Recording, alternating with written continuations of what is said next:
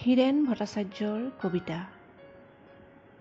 দেশ বুলি ক'লে আদেশ নালাগে, মোৰ তুমৰলি তেজত টগবগাই উঠে এহেজাৰ এটা ৰণুৱা ঘোঁৰা।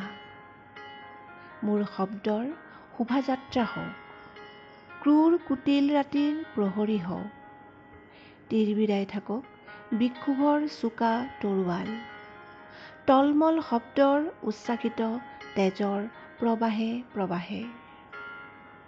মোৰ কামিজত ফুটি উঠে কাতৰতা, ক্ষীণ হয় ঘনিষ্ঠ উশাহ, গভীৰত বৰ অস্বস্তি, বৰ অস্থিৰতা, সতৰ্ক প্ৰহৰী বতাহ।